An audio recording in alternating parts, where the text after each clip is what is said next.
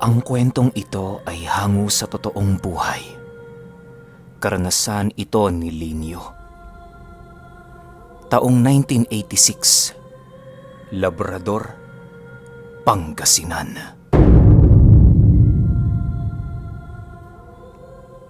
Itong mga panahong ito, kasalukuyang manlalako ng isda itong si Linyo. Meron na siya noong asawa at ang trabahong yon ang bumubuhay sa kanila. Hindi naman naging mahirap para kay Lino ang magbenta ng isda sa kadahilanang nabigyan sila ng pwesto ng kanyang ama sa merkado. Dahil sa pareha silang negosyo noon ng kanyang mga magulang, kung kaya't hindi naging mahirap para sa kanya ang kumuha ng mga isdang maibebenta. Sa ilang buwang gano'n ang kanilang trabaho, naging masaya at maayos naman ang lahat. Nakaipon siya noon ng malaki na siyang ipinagawa niya ng kanilang bahay upang tuluyan ang bumukod sa poder ng kanyang mga magulang. Ilang buwan lamang noon ang lumipas, tuluyan na ngang nagbunga ang pagmamahalan ni Linyo at ng kanyang asawa. Suportado naman ito ng kanilang pamilya dahil sa iyo ng magiging kauna-unahang apo nila. Linyo, habang hindi pa halata ang tiyan ng asawa mo, ikonsulta mo na yan sa albularyo. Mahirap na. Baka pag-interesan pa yan ng kababaryo nating aswang. Wika ng kanyang ama nang malaman nitong nasa ikalawang buwan na ang pagdadalang tao ng kanyang asawa. Kasabay ng pagwika nito ay siya namang pagbigay niya ng kanyang ama sa kanyang asawa ng isang pangontrang nababalot sa telang pula. Isang uri yon ng habay na karaniwang ginagamit ng mga buntis. Pangontra yon sa mga masasamang elemento, maging sa mga engkanto at aswang. Matapos ang kanilang pag-uusap noon, agad din namang bumalik sila Linyo sa kanilang tahanan. Nagkataong araw kasi yon ng pamamahinga, kung kaya't hindi na nila ninais pang magtinda ng isda sa merkado. Sa paglipas pa ng mga araw, wala namang nangyaring kakaiba sa kanyang asawa gawa ng hindi yun gaanong naglalalabas sa kanilang bahay. Yun kasi ang habilin sa kanila ng albularyong kanilang pinagkonsultahan para maging ligtas ang sanggol nitong tangan-tangan. Panatag naman noon ang kalooban ni Linyo sa kadahilanang kasama nito ang kanyang ina upang meron itong makakatuwang sa mga oras na sila'y nagtatrabaho ng kanyang ama. Isang araw, habang abala si Linyo sa merkado, bigla na lamang merong lumapit sa kanyang isang matanda na bibili ng isda. Manong, ano hong kailangan ninyo? Tanong ni Linyo.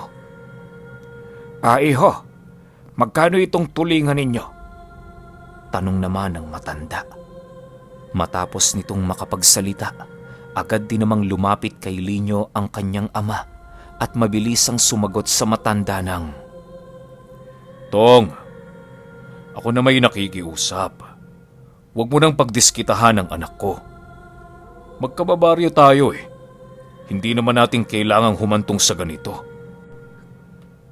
Kasabay ng pagwika nito, ay siya namang mabilisan niyang pagtarak ng kanyang kutsilyo sa tadtaran na naroon sa harapan ni Linyo. Nang marinig naman ng matanda ang sinabi nito, agad naman itong nagwika ng, Wala akong ginagawa, Pamoy. Bibili lang naman ako ng isda. Kasabay ng pagwika nito, ay siya namang pagtitig nito sa mag-ama na nanlilisik ang mga mata.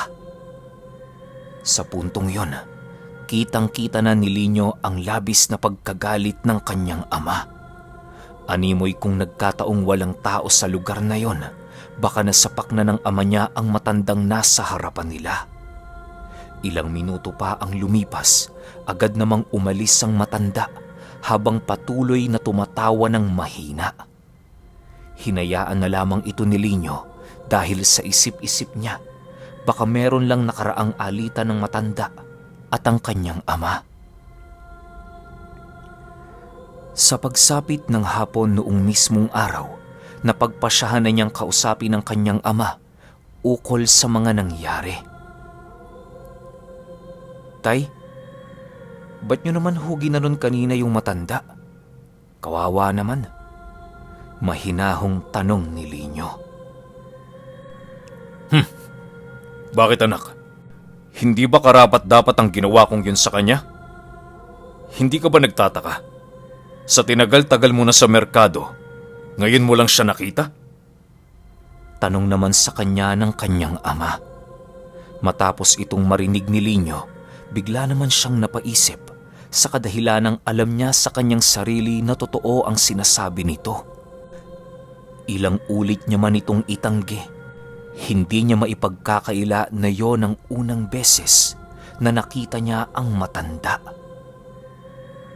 Sa pagdating nila sa kanilang bahay, agad naman siyang kinausap ng masinsina ng kanyang ama ukol sa matandang nag-uumpisang umaligid sa kanila. Linyo anak, mag-iingat ka. Kahit anong mangyari, huwag na huwag kang makikipaglapit ng loob sa matandang yon. Marami na siya ditong nabiktima at karamihan sa mga biktimang yon nagagawa niyang makuha ang loob. Wika ng kanyang ama pagpasok nilang dalawa sa kanilang tahanan. Nang marinig ni Lino ang sinabi nito, doon na siya dahan-dahang napaisip sa mga katagang binitawan ng kanyang ama. Bagamat wala siyang gaanong alam pagdating sa mga aswang, sigurado siyang yon ang tinutukoy nito. Maya-maya pa, bigla namang sumagot si Lino ng, "Bakit tay? Aswang ho ba ang matandang yon? Siya ba yung sinasabi mo sa aking aaswang sa asawa ko?" Oo anak, pero hindi pa sigurado ang sabi-sabing yan. Kagaya nga ng sinabi ng karamihan, may nakatagong katotohanan sa bawat kuro-kuro at usapan. Mag-ingat ka lang, wala namang masama. Alalahanin mo, buhay ng anak mo ngayon dito ang nakataya.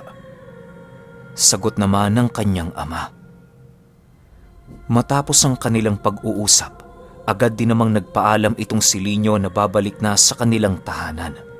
Pinili niya muna noong ipagtago ang ganoong bagay sa kanyang asawa nang sa gayoy hindi ito mag-alala para sa kanila.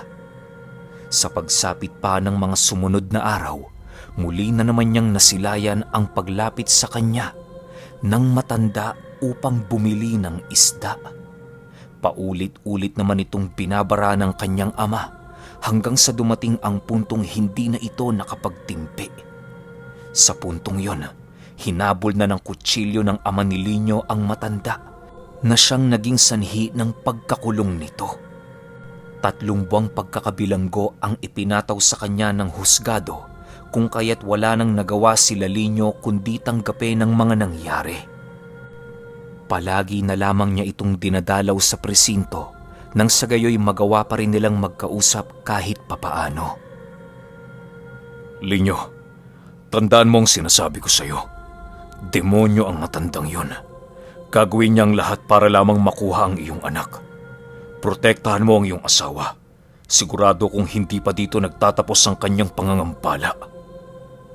Wika ng kanyang ama matapos niya itong bisitahin. Nang marinig ito ni Lino, tumangulang naman ito upang ipakita ang kanyang pagsang-ayon. Sa pagsapit ng mga sumunod na araw, muli na namang dumalaw ang matanda sa kanyang pwesto sa merkado. Iho, pasensya ka na. Hindi ko namang ginustong makulong ang iyong ama. Naririto ko para humingi ng kapatawaran sa iyo sa mga nangyari. Sana naman kahit papaano'y mapatawad mo ko. Wika ng matanda. Nang marinig ito ni Lino, sinabihan lang naman niya itong umalis na dahil baka magdilim ang kanyang paningin. Matapos itong marinig ng matanda, hindi naman ito nagdalawang isip na siya ay layuan. Dahil sa mga nangyari, tila ba nagkaroon siya ng pagsisisi dahil sa kanyang mga sinabi. Sa pagsapit ng gabi noong mismong araw, habang sila ay nasa kasagsagan ng kanilang pamamahinga, bigla na lamang nagising itong si Linyo nang makarinig siya ng isang atungal ng baboy sa labas ng kanilang bahay. Dali-dali naman niya itong tiningnan, subalit pagsilip niya sa siwang ng kanilang dingding, wala siyang nakitang nilalang.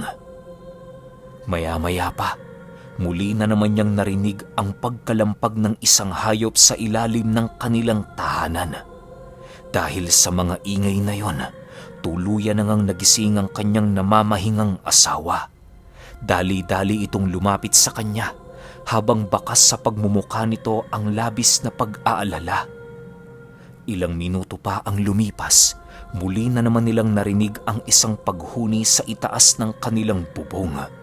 Sa pagpapatuloy ng paghuni nito, ramdam na ramdam nila Linyo ang pag-ikot ng nilalang sa bubunga ng kanilang tahanan. Maya-maya pa, doon na nila naramdaman ang dahan-dahang pagsuwag ng isang nilalang sa pundasyon ng kanilang tahanan. Paulit-ulit ang ginagawa nito hanggang sa naglakas loob na itong si Linyo na magsaboy ng bawang sa ilalim ng kanilang papag. Inihipan niya ng konting dasal ang mga bawang na yon upang magawa niyang masigurado na lulubayan na sila ng nilalang. Matapos niya itong gawin, agad naman nilang naramdaman ang dahan-dahang paglayo sa kanila ng mga aswang. Kinaumagahan, bigla namang nagulantang si Linyo nang masipat niyang halos hindi nagagawang makatayo ng kanyang asawa. Paghawak niya sa ulo nito, laking gulat na lamang niya nang maramdaman niya ang napakataas nitong lagnat. Dali-dali naman siya noong tumungo sa bahay ng kanyang ina, nang sa gayoy magawa niyang maipaalam ang kasalukuyang karamdaman ng kanyang asawa. Agad naman nila itong nilapitan ng paunang gamot sa sakit ng ulo at mabilisang binihisan upang idala sa pinakamalapit na albularyo. Pagdating nila sa bahay ng isang tanyag na albularyo sa kanila, agad namang inilahad ni Linyo ang mga nangyari bago ito dapuan ng sakit. Nang marinig ito ng albularyo, halos hindi ito makapaniwala sa mga kwentong ibinahagi ng asawa ng kanyang pasyente. Iho, hindi maganda ang unang pagbisita sa inyo ng mga demonyo. Matanong ko lang, nabendisyon na ba ang bahay niyo bago niyo lipatan? Tanong ng albularyo. Hindi pa ho namin napapabendisyon ng bahay na yon, tay. Biglaan lang ho kasi ang paglipat namin roon eh. Paliwanag naman ni Linyo. Matapos itong marinig ng albularyo, agad naman itong nagpasama patungo sa kanilang tahanan. Ito na mismo ang nagbendisyon sa kanilang pamamahay nang sa gayoy hindi na ito muli pang malapitan ng mga nilalang na bumisita sa kanilang tahanan. Matapos ang pagbebendisyon, pinapasok muna ni Linyo ang albularyong yon upang muli pa itong matanong sa mga bagay na kinakailangan nilang gawin. Pinagbintangan din niya noon ng matandang lumalapit sa kanilang tindahan na maaaring may sala sa mga nangyayaring kaganapan. Nang marinig ng albularyo ang sinabi nito, agad naman niyang pinabulaanan ang mga kasinungalingang sinabi ni Linyo. Nako, hindi aswang si Katotong. Mambabarang yon. Pasalamat nga kayo, nilalapitan kayo nito. Hindi niyo ba alam? Sa likod ng mga masasakit na salitang kanyang natatanggap, patuloy pa rin siyang tumutulong sa ating baryo. Wala kayong kaalam-alam para sa mga sakripisyong kanyang ginagawa para sa mga tao dito sa bayan natin. Wika ng albularyo na parabang tumataas na ang boses nito. Kasabay ng pagwika nito, agad namang naramdaman ni Linyo ang pagiging seryoso nito sa kanyang mga sinabi. Maya-maya pa, wala na siyang nagawa kung hindi ang humingi ng tawad ukol sa mga kasinungalingang kanyang ibinahagi sa albularyo. Ayon pa rito, na sa tuwing lalapit yun sa kanila, hayaan lang nila. Hindi naman yun gagawa ng masama sa kadahilanang natural na sa matandang yon ang pagiging maalalahanin at matulungin sa kapwa. Maaaring nasa kaliwa ang alam nitong lihim, subalit hindi yon basihan upang husgahan ang buo nitong pagkatao. Matapos ang kanilang pag-uusap, doon na nga nagkaroon ng interes si Lino upang kausapin ng matanda. Kung totoo ang sinabi nito, sigurado siyang si Katotong ang makakatulong sa kanilang kinakaharap na problema. Sa pag-alis ng albularyo sa kanilang tahanan, agad naman niyang inihabilin sa kanyang ina ang kanyang asawa. Nagpaalam siya sa mga itong meron lang pupuntahang isang importanteng tao na makakatulong sa kanilang problema.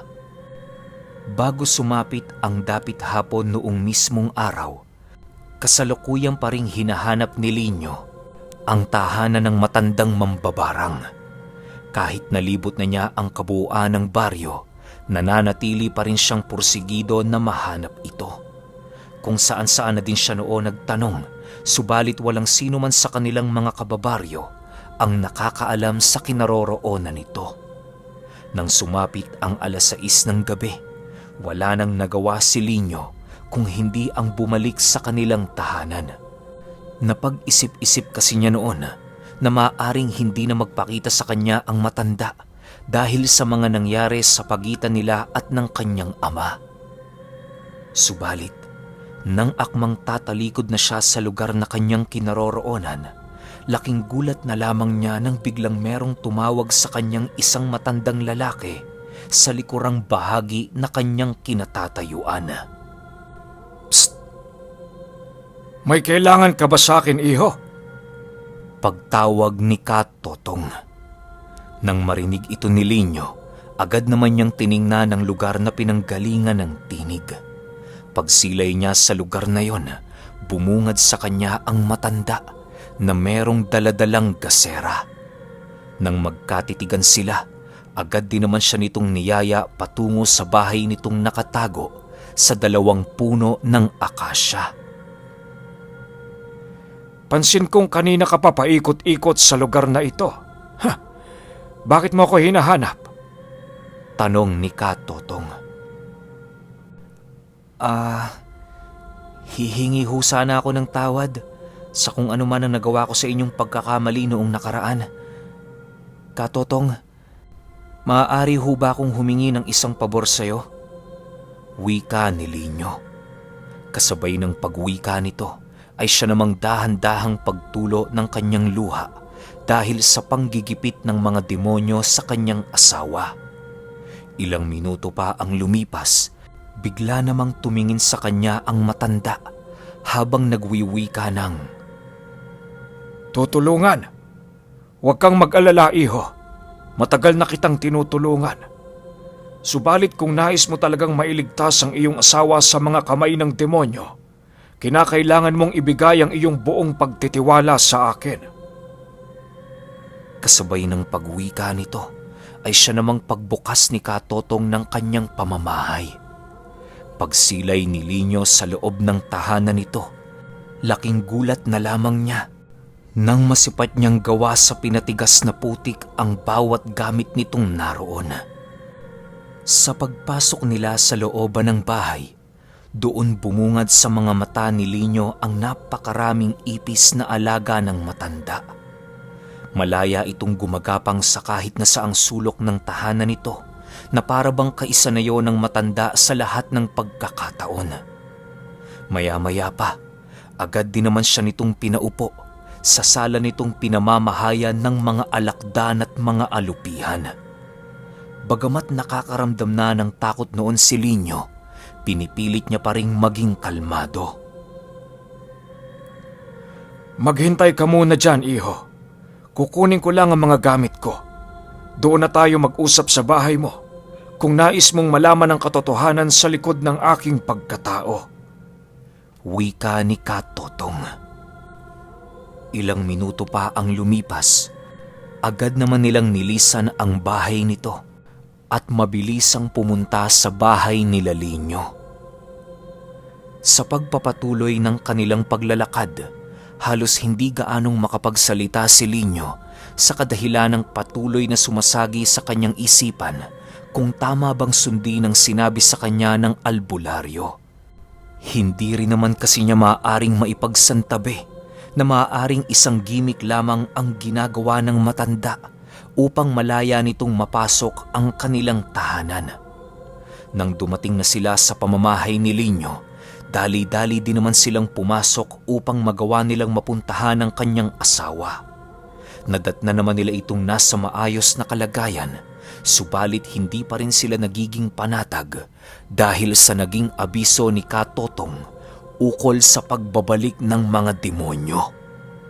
Ilang oras pa ang lumipas, tuluyan na ngang nakatulog ang asawa ni Lino at ang kanyang ina. Silang dalawa naman noon, nananatiling nakaupo sa sala habang maiging pinakikiramdaman ng buong paligid. Maya-maya pa, bigla namang tumayo si Katotong at kasabay nito ang pagwika niya ng, Naririto na sila! Lino, papuntahin mo rito ang asawa mo! Matapos itong marinig ni Lino, agad naman niyang tinungo ang kanilang silid na kasalukuyang pinagpapahingahan ng kanyang asawa. Pagdating niya sa lugar na yon, bumungad sa kanya ang kanyang ina na panayang ginagawang paghahaplos sa tiyan ng kanyang asawa. Napansin niya ding panayang pag-unat nito na para bang may kung ano sa loob ng kanyang tiyan ang nagpupumilit kumawala. Dahil sa pangyayaring yon, agad naman itong binuhat ni Lino at mabilis ang dinala sa lugar na sinabi sa kanya ng matanda. Pagdating nila sa sala, bigla namang nawala si Katotong na siyang labis niyang ipinagtaka. Pagsilay niya sa kanilang pinto, agad naman niyang napansin ang pagkawala ng kandado nito. Katotong! Katotong! Nasaan ho kayo? Sigaw ni Lino habang mabilis ang ibinababa ang kanyang asawa. Bago pa man niya ito tuluyang iwan, sinigurado niya munang maigi itong nababantayan ng kanyang ina. Ilang minuto pa ang lumipas, bigla namang lumabas si Lino sa kanilang tahanan upang hanapin ang matanda. Pagsilay niya sa kanilang bakuran, bumungad sa kanya ang 5 nilalang na halos napakalayo sa ordinaryong wangis ng isang tao. Kaharap yon ni Katotong at parabang meron itong mga pinag-uusapang bagay na hindi niya maintindihan. Nang akmang bababa na siya sa hagdan, bigla naman siyang natigilan nang marinig niyang magwika ang matanda ng, Diyan ka lang, iho! Huwag mo nang subukang makialam rito! Matapos nitong makapagsalita, wala nang nagawa si Lino kung hindi ang sumunod sa sinabi nito.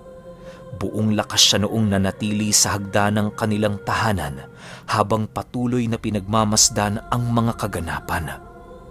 Ilang minuto pa ang lumipas, bigla na lamang siyang nagulantang nang masipat niya ang pagkabuwal ng isang napakalaking baboy na nasa harapan ni Katotong. Paglalarawan niya sa nilalang na yon na ang kabuoang wangis nito ay halos maihahalin tulad mo sa isang ordinaryong baboy. Subalit, ang tanging pinagkaiba lamang ng nilalang na yon sa isang ordinaryong baboy ay meron itong mga paang halos kawangis ng mga paa ng isang aso.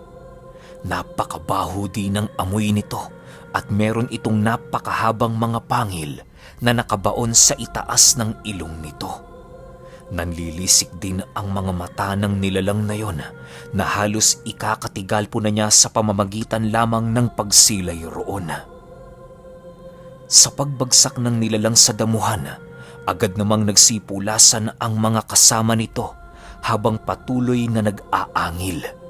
Hinayaan lang naman ito ng matanda na parabang hindi siya nababahalang mabalikan ng mga nilalang na yon.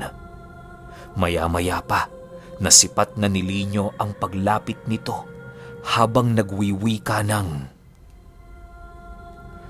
Pumasok ka na, Lino. Sabihin mo sa iyong asawa ay ligtas na siya. Siya nga pala, pakisabi na din sa iyong ama, patawad kung nagawa niyang manilbihan sa kulungan dahil sa aking kagagawan. O bueno, mauna na ako. Paalam, Linyo. Kasabay ng pag-uwi ka nito, ay siya namang mabilis ang paglapit dito ni Linyo habang taus-pusong nagpapasalamat. Hiniling pa nga niya noon na bukas ang kanyang tahanan para kay Katotong, subalit sa kasamaang palad, inilahad sa kanya ng matanda na yun na ang kanilang huling pagkikita. Hindi siya umano nagpapakita ng madalas kung hindi naman yun lubusan na kinakailangan. Matapos nilang mag-usap, malabula namang naglaho ang matanda sa kanyang harapan. Sa pagbalik ng katahimikan sa paligid, dali-dali naman niyang tinungo ang kanilang sala na kinaroroonan ng kanyang asawa. Pagdating niya sa kinahihigaan nito, agad naman niyang napansin ang mahimbing nitong pagkakatulog. Kinaumagahan, agad naman niyang naramdaman ang pagiging maaliwalas ng kanilang tahanan. Noon ding araw na yon, nagawang makalaya ng kanyang ama dahil sa mabilisang pagpapawalang sala sa kanya ng gobyerno. Habang idinadaos nila ang paglaya noon ng kanyang ama, bigla namang sumagi sa kanyang isipan na puntahan ang lugar na pinagkumprontahan ni Katotong sa mga nilalang. Pagdating niya sa lugar na yon, halos hindi niya maiwasang mamangha dahil sa kanyang mga nakita. Ayon kay Linyo, na doon mismo sa binagsaka ng dambuhalang baboy na kanyang nakita, bumungad sa kanya ang isang salagubang na merong hindi pangkaraniwang mga sungay. Hindi niya nagawang madakip ang nilalang na yon sa kadahilan ng napakabilis ng pagbaon nito sa lupa. Sa pagsapit ng araw ng kapanganakan ng kanyang asawa, kahit papaano, naging masaya naman si Linyo dahil sa ligtas at malusog ang kanyang naging anak. Sa patuloy na pananatili nila sa lugar, halos hindi na nila nagawang masilayan ang mambabarang na minsang nagligtas sa kanyang mag-ina. Bagamat maraming usapin ang kumakalat tungkol sa totoong pagkatao nito, nananatili pa ring naniniwala si Linyo na isang mabuting mambabarang si Katotong at hindi isang aswang. Sa paglipas ng panahon, patuloy na ngang nakalimutan ng kanilang baryo ang matanda na patuloy na nagpoprotekta sa kanila gamit-gamit ang aral sa kaliwa. Magpahanggang sa ngayon, hindi malilimutan ni Linyo at ng kanyang asawa noong minsan silang nakatanggap ng tulong ng mambabarang.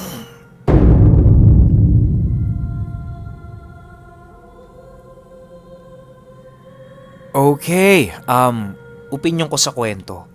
Bakit kaya tinutulungan ni Katotong yung mga kababaryo niya pagdating sa mga kapwa niya na nasa kaliwa? Diba, alam naman nating lahat. Aswang, mambabarang, nasa kaliwang panig yan. Bakit kaya? Sayang lang kasi hindi nabanggit, diba, kung bakit tumutulong si Katotong. Ano kayang gusto niyang patunayan? Meron ba siyang gustong makuha? Gusto niya bang pamunuan yung lugar neto nila nung bida natin? Pero hindi, kasi ilang taon na rin yung lumipas tapos ganun pa rin, wala na nangyari, hindi na nagpapakita sa kanila yung matanda.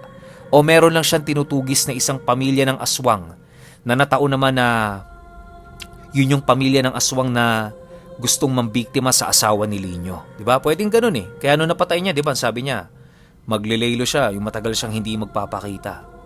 Ito sa akin lang ha. Pero kayo, kung may opinion kayo sa kwentong ito, i-comment nyo lang sa baba. Yun lang. Hanggang sa susunod na kwento. Series na tayo. Salamat.